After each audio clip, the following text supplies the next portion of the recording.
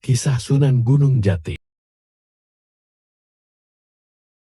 Silsilah keturunan Sunan dimulai dari Al-Amir Ahmad Syekh Jamaluddin yang kemudian mempunyai anak bernama Jamaluddin Hussein. Setelah itu lahirlah Ali Nurul Alam dan Putri Maisir, lalu lahirlah Syarif Abdullah Umtatuddin, lalu lahirlah Syarif Hidayatullah yang kerap disebut Sunan Gunung Jati. Biografi dari Sunan Gunung Jati.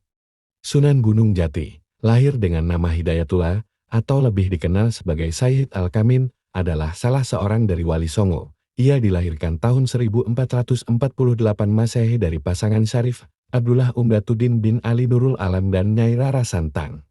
Putri Sri Baduga Maharajab, Prabu Siliwangi dari Kerajaan Pajajaran. Di Cirebon, Sunan Gunung Jati menikah dengan Nyi Ratu Pakungwate yang merupakan putri Pangeran Cakrabuana, penguasa Cirebon. Setelah Pangeran Cakrabuana wafat, kemudian kekuasaan atas negeri Cirebon diserahkan kepada menantunya, yaitu Sunan Gunung Jati. Terdapat beberapa macam metode dakwah yang dilakukan oleh Sunan Gunung Jati. Pendekatan budaya. Metode dakwah Sunan Gunung Jati yang pertama adalah dengan pendekatan kultural dan menghormati budaya lokal. Hal ini sebagaimana yang telah dilakukan oleh Sunan Kudus dan murid-muridnya. Penghormatan terhadap budaya lokal dipraktikkan dengan membuat menara masjid yang menggabungkan seni arsitektur Islam dengan arsitektur budaya Jawa. Terdapat beberapa macam metode dakwah yang dilakukan oleh Sunan Gunung Jati. Toleransi tinggi terhadap agama lain. Metode dakwah Sunan Gunung Jati yang kedua adalah dengan meninggikan toleransi dengan agama lain yang ada di lingkungan masyarakat, di mana saat itu mayoritas orang Jawa beragama Hindu atau Buddha. Dimulai dari lingkup terdekat lalu meluas. Metode dakwah Sunan Gunung Jati yang ketiga adalah dengan memulai dakwah dari lingkup terkecil hingga meluas sampai luar daerah. Disebutkan dalam buku Islam Abangan dan kehidupannya karya Rizm Aisyid, proses dakwah Sunan Gunung Jati di Tanah Pasunda membutuhkan waktu yang lama. Peran-peran penting beliau. Sebagai pemimpin kerajaan Cirebon, Sunan Gunung Jati berperan penting dalam perluasan politik dan agama Islam di sana. Hal ini juga dilakukan untuk memudahkan Sunan Gunung Jati dalam menyebarkan ajaran Islam.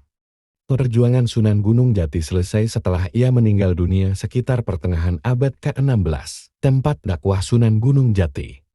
Sunan Gunung Jati atau Syarif Hidayatullah ini menyebarkan ajaran Islam di sejumlah wilayah di daerah Jawa Barat seperti Cirebon dan Banten. Cara berdakwahnya dilakukan dengan pendekatan struktural. Selain mendirikan pesantren, Sunan Gunung Jati juga mendirikan dan memimpin Kesultanan Cirebon dan Banten. Peninggalan bersejarah.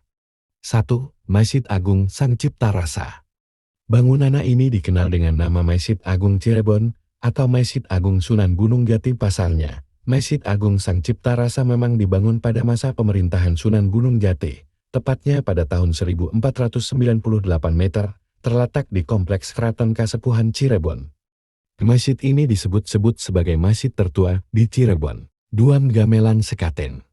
Gamelan Sekaten merupakan gamelan milik Sunan Gunung Jati yang biasa digunakan sebagai media dakwah. Satu set gamelan yang terdiri atas bonang, saron, sampai gong ini menjadi peninggalan sejarah yang tersimpan di Museum Pusaka Keraton Cirebon. Gamelan milik Sunan Gunung Jati atau Syekh Syarif Hidayatullah itu bernama gamelan Sekaten. Perlengkapan gamelan milik Sunan Gunung Jati berisi karomah Sunan Gunung Jati, saron, dan lainnya Wali Songo disimpan bernama asli Syarif Hidayatullah atau Sayyid Al-Kamin. Dikenal memiliki karomah yang tak dapat dilogika manusia. Sunan Gunung Jati mampu membuat orang yang hendak menyerangnya lumpuh seketika. Hal itu dirasakan oleh pasukan Pajajaran.